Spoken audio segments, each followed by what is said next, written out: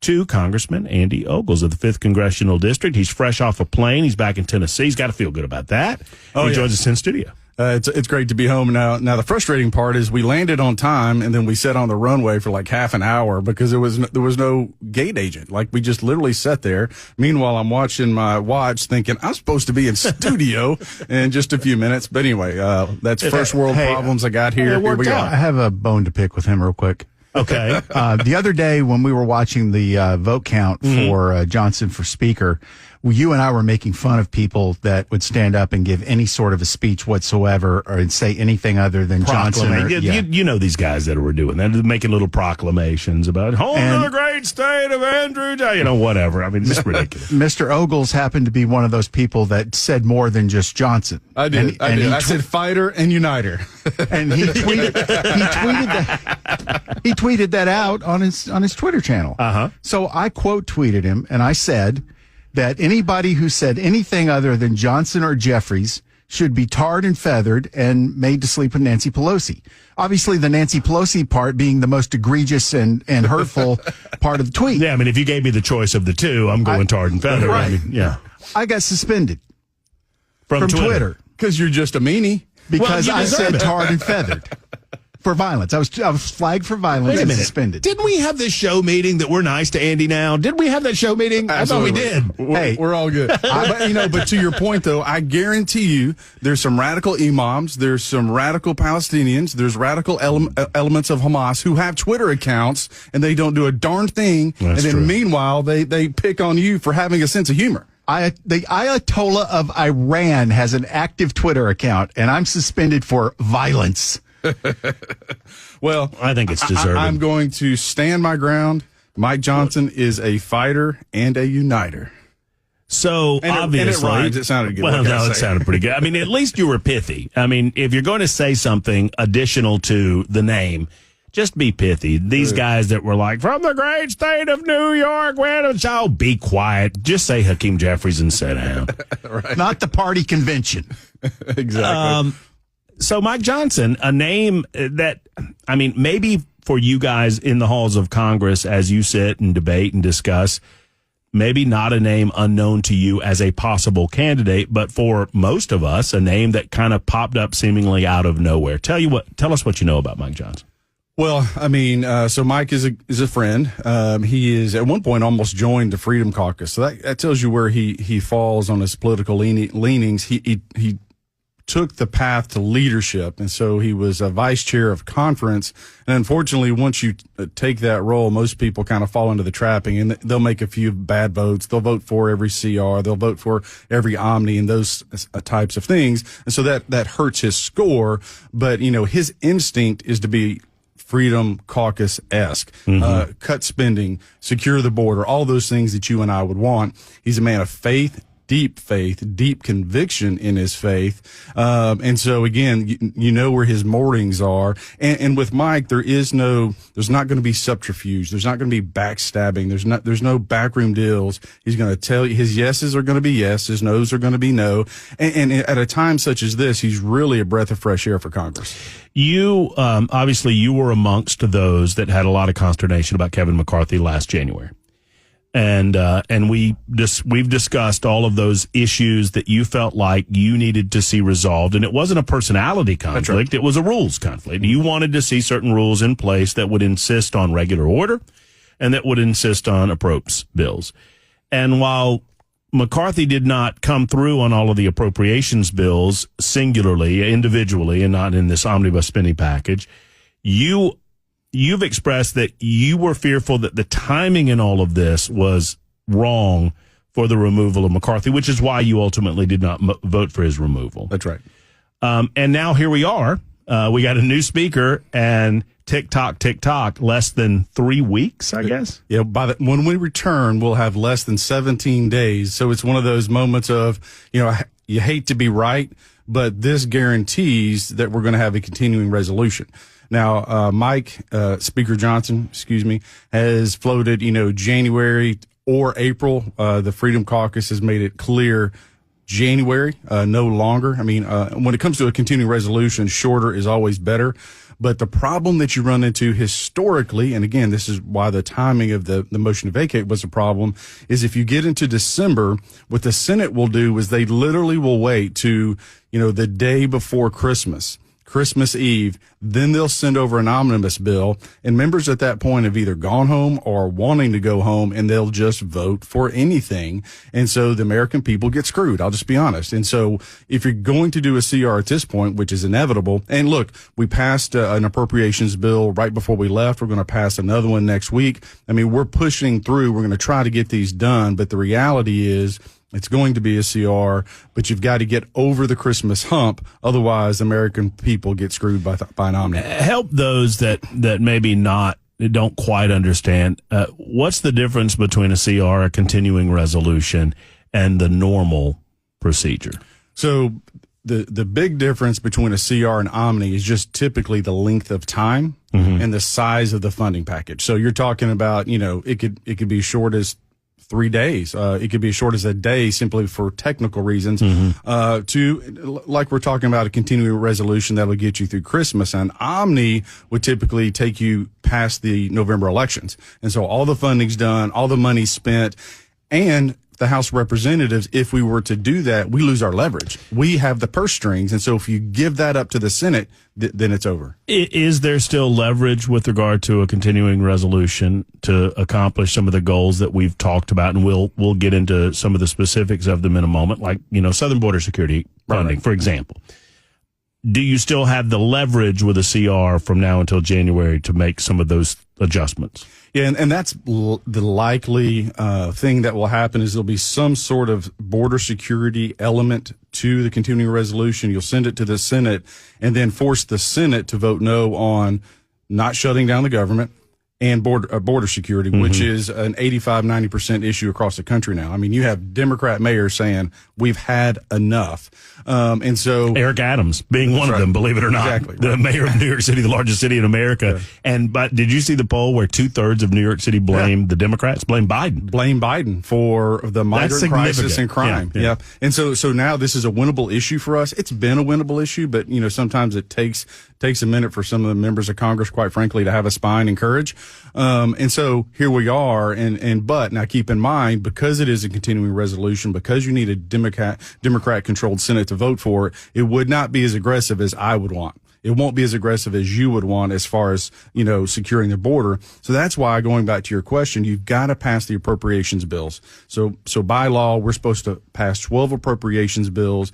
You send them to the Senate. The Senate sends something back that's totally crappy, but then you go into conference and you negotiate. And so that's the process. And in that back and forth, maybe the Republicans, we need something over here on border security, but then the Democrats are really fighting for something over here in DOD or something else like that. And there's this give and take. So everybody kind of walks away with something. Now, again, we'll be in a better place after the 24 election when we have the Senate and we have the White House, because then we can move conservative legislation and save the republic. But right now, it's a slugfest and it's a tug of war. So if you pass the CR until January, and you mentioned that the Freedom Caucus, that's kind of a line in the sand for them, for absolutely. You guys? Yeah, absolutely. That you don't want to wait until the spring. No, because by the time spring rolls around, now we've got primary season. And now we're in election zone. Believe it or not, April. You're in the midst of election zone for the House of Representatives by then, and for the presidency. So, what happens between now and January? I get that you're continuing to fund the government until January, but you still have to pass these budgets, right? So we just passed an appropriations bill right before we left. As soon as we get back, we'll pass another one. That'll take us to 7, so we'll have roughly 5 more. And we've gotten the bigger chunks out of the way, except for education and labor. That one will be a tough one. But that being said, that's what happens between now and January, now and Christmas, is we're getting all those passed. You get them transmitted to the Senate and force them to the table on conference. And it's not a pretty process, but that's what the Founding Fathers intended, and here we are. Other than not getting the appropriations bills done, and for me, and we don't have to go over it again necessarily because we've talked about it, till the cows come home, but that was the fact that we left for 6 weeks, and you and I discussed it over the phone. The fact that McCarthy allowed that to happen, believing that he would get the bills done. I think he did believe that, but he didn't. And, well, and maybe you disagree, just based on the all right. So let me explain the calendar. Did he think that he would? Let me ask you this then. I'll ask it this way. Do you feel like McCarthy got a little too cute, where he thought he would have the Freedom Caucus over a barrel late in the game? Yes, absolutely. So when we left on July 31st, and without passing all the appropriations bills, that literally cemented the fact that there was going to be a continuing resolution. Because even when we get back, because we were gone August, the first week of September, and then you're left with 3 weeks, the calendar that they rolled out to pass all the bills was 45 days. So they knew. Right. So literally we get back, and it was a 40 to 45 day plan to pass the approps, but yet we only have 21 days left. So that tells you they knew when we left a CR was on the horizon. Now, where Matt Gaetz decided to go ahead and just pull the trigger on the motion to vacate was primarily because of that reason right there. And is the fact that, we did a 30 or a 45 day CR, he warned, if you do that, we're going to shut down, or he's going to motion to vacate, and he kept his word. And quite frankly, he went on, he made it clear. I was one of those that was whipping for a 7-day CR, that we could do a rolling 7-day CR that would give us, basically you do a CR for 7 days. That allows you to pass appropriations bill or two. And there's an accountability mechanism in there that if we don't do our job, then we would shut down the government. So it puts pressure on us to actually stay there and work. And on the 12th, I actually put out a Dear Colleague letter to all the members of Congress with Republicans saying we shouldn't leave. We should not leave again. We should work weekends. We should work nights. We should not leave. You know what they did? They sent us home. Well, sure. So is it fair to say that you're friends with Matt Gaetz? I mean, I know you've had him. He's been in the state, and you guys are friendly.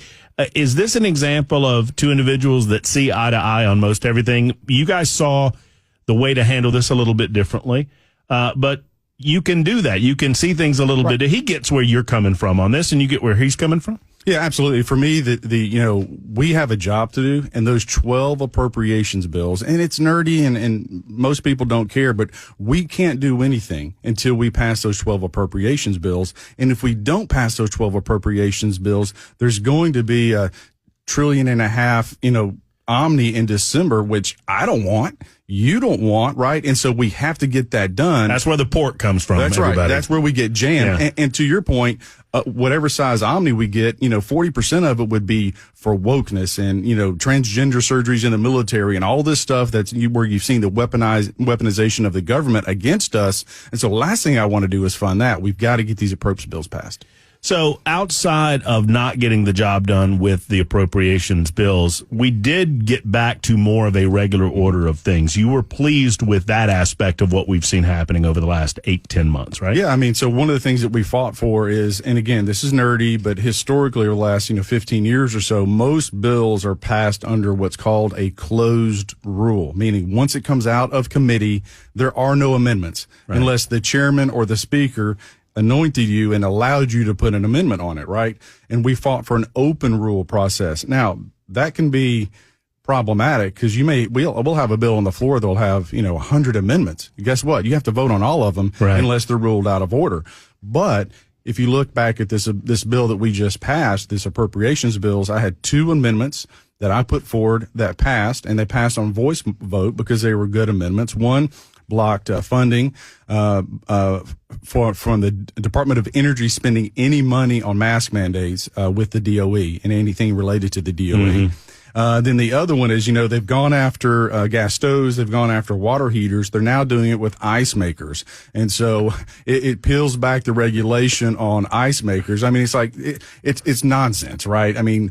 You've got a border that's being flooded. You've got a war in Israel. And what's the Biden administration worried about? Your ice maker. Yeah. Come on.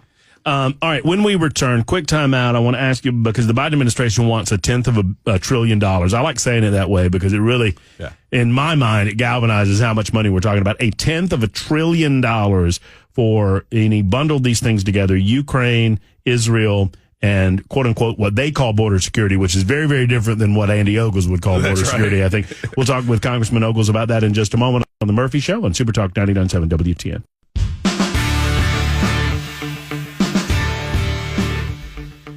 Super Talk 99.7 WTN. One thing I like about Andy, as we have him in studio, Congressman Andy Ogles of the 5th Congressional District, back in the state, headed home, and he stopped by our studios prior to getting there. And I appreciate that, by the way. I know you want to get to see your family, and, you don't have a lot of time to spend with them before. Well, I guess, actually, they're giving you till Wednesday? That's right.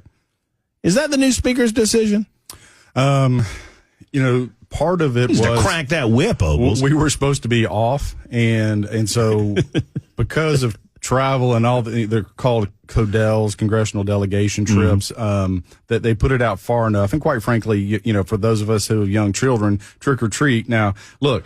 During the speaker's fight, my family went on fall break, and I missed fall break. I chose to stay in D.C. to work on the speaker process, even though what we were voting on, none of it was binding. It was behind closed doors. I made a commitment to work through that process. But you had some members that just left. They just said, I'm supposed to be off this week, and that they left town, which is, again, one of the reasons why I did that Dear Colleague letter. We need super texters to come up with ideas what Andy Ogles should go as for Halloween.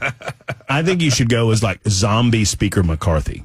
Well, wouldn't that be good? To be honest with you, I fully expected to be in D.C. next week, starting on Monday, to your point. Right. And so, I'm going to have to recycle like, Pirates of the Caribbean costume I had a couple years ago or something like that. One of our, we've got a lot of questions on the Super Text line, and I want to get to some of these because I promised I would, but the billions of dollars that Joe Biden and the White House wants, they seem to expect that the House of Representatives will allow coupling Israel supplemental funding with additional Ukrainian funding. I think that's a mistake. They threw in, quote unquote, border security, which if you dig a little deeper into that, it's really not border security. It's more processing That's people. Right. It's transportation and processing, right, which is not security. That's facilitation. These things need to be separated. They need to be singular votes on each of these three different concepts, That's correct? Right. And there'll be, so go back to the rules fight in January. One of the things that we demanded and fought for was single issue bills. So if you're fighting if it's an ag appropriations bill, it's agriculture. If it's the DOD bill, it's for Department of Defense. If it's Israel, it's Israel. If it's Ukraine, it's Ukraine, et cetera, et cetera. And so the idea that you're going to couple those three or four things together to cram it down our throat, meanwhile, Joe Biden is going to facilitate the invasion of our country at our southern border. And by the way, we've caught Iranians coming through the border in Texas. And those are the ones we caught. No telling how many we didn't catch. And that sucker's wide open. The border is wide open. I heard Speaker Johnson say last night on Sean Hannity's show, he did an extended interview with Sean, that there would be a consideration for, I think it was $14 billion for Israel. I think that's about right. Are you in favor of that? Do you believe that this is a partnership that necessitates helping them monetarily? Absolutely. So when you think about Israel, they are the tip of the spear in the Middle East for fighting terrorism. They are our eyes and ears on the ground. Without Israel, we'd be flying blind. And so you've got to have a strong, secure Israel. And look, the Palestinian people, so Nikki Haley, and she's walked this back, but she talked about, the United States should bring in 1 million Palestinians. Oh, heck no. They're a radicalized people. And if you don't know anything about the Palestinians, and I'm sorry for every life that gets lost, but that being said, they are taught from birth to hate Israel and America. You can't bring those people into this country. There's a reason why Jordan won't take any Palestinians. Or Egypt. And so why would we take them here? Right. No, and no. And so I've got the Gaza Act, which prevents that. And then we've also got the Evict Act, is that if you're from a hostile nation and you're here illegally and you happen to get stopped, you're automatically deported. Are you concerned at all, considering events from last night where Iranian-backed militias had struck at a couple of air bases, a couple of installations where American soldiers were in place? I think rightly so, the Biden administration responded, but I think that hand needs to be fairly heavy in terms of stopping it right here. My fear is that we're going to see some of this back and forth creep, and before you know it, we're engaged on a military level. What are your thoughts? So, that is the danger right now, is that we get drawn into a Middle East conflict. I would argue that what we can do to help Israel is to supply them with the munitions, and the weaponry to defend themselves, perhaps provide air cover, and then, logistics support. But to have our troops on the ground is a mistake. Other than for like protecting our embassy and some of those things that you would do operationally. And that would also apply with Taiwan. We don't want to get into a conflict with China, right? That everybody loses in that scenario. So you equip Taiwan so you can protect the straits so they can protect themselves. It's a major shipping lane. They're a major producer of semiconductor chips. Like they have a strategic value to our economy and to the global economy. Then you look at Ukraine, it's hard to make that same case, but I'll stop there. Well, and on the Ukraine front, I mean, obviously the Biden administration wants to slip through billions and billions and billions of dollars of Ukrainian funding by tying it together with Israel, which is a more popular idea amongst the American people and by extension amongst Congress. But with Ukraine, I heard Speaker Johnson once again make reference to this. Your thoughts on it, that, look, we need an accounting. You've said this on our show numerous times, that you would be willing to consider additional funding, but you've got to get an accounting as to what the money went to that we've already given to the Ukrainian government. When you have Ukrainian public servants buying $7 million mansions, it makes me question where the money's going. But not only do we need an accounting for the money, but what might peace look like, and what's our exit strategy if peace is not attainable? Again, we don't want to get drawn into a European conflict. That's a Europe problem, quite frankly. That's a NATO problem, quite frankly. We pay dues for a reason, and so again, those three things, those questions need to be asked. They need to be answered before we send any more funding to Ukraine. I'm rather agnostic on whether we should engage or not, but I need the information to make an informed decision before we spend more money. Now, Israel and Taiwan, those are no-brainer. Was it almost inevitable? I don't want to say inevitable because I don't want to try to put 2020 vision on something that's already happened, but it feels like we should have seen this coming, considering how weak the Biden administration treated the Iranians.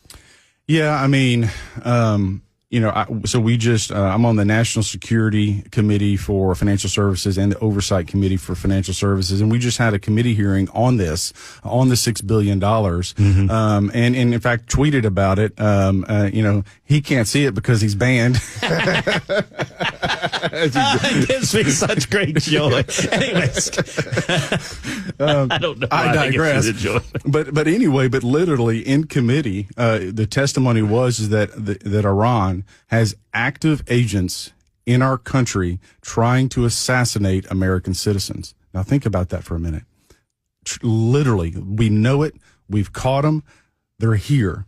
And beyond that, they testified that the $6 billion that we're giving or being made available to Iran will find its way to terrorism, and that the world is a more dangerous place because of this. So it's not a surprise that suddenly, because Iran is flush with cash, that Hamas is doing what they're doing, that Hezbollah is doing what they're doing, that the actors of terror around the world are doing what they're doing because they're emboldened, and quite frankly, they got a lot of money in their pocket. I mean, and it leads back to the White House and the ineffectiveness of the foreign policy of this White House, whoever is making the decisions at the White House, and the importance of next year's election cycle, obviously. And I'll simplify it. So let's assume for a moment that none of that money would make it into terrorism. You've got $100 in your pocket. It's your budget for the week, and that's your budget. And I give you $100, and it says, you know what? I'm going to give you $100, but you can only use it on groceries. You know what that does? It frees up money in the other pocket. It reminds me of, and I made this comparison, Andy, you'll get it, political action committees, where, and I've seen this over the years, where I don't want money directly from you, but if you float that money over into this big pool that we'll call a super PAC, and then 2 weeks after you dump $50,000 in there, I dip out of the other end of the pool and I take $50,000. I didn't take money from you, but we both know what happened. And it's the same thing with the Iranians, right? Yeah, absolutely. Yeah. All right. Well, look, I appreciate you spending some time with us away from your family. I know you want to get to the family. Thank you for that. I appreciate you. You know what? Bell, we should invite Andy to Valentine's to watch the Georgia Bulldogs whoop up on the Florida Gators. Yeah, definitely. We'll be there. You come on out, bring the family. We'll be down there. Andy, thank you in all sincerity for everything that you do, and we appreciate your time. No worries, appreciate it.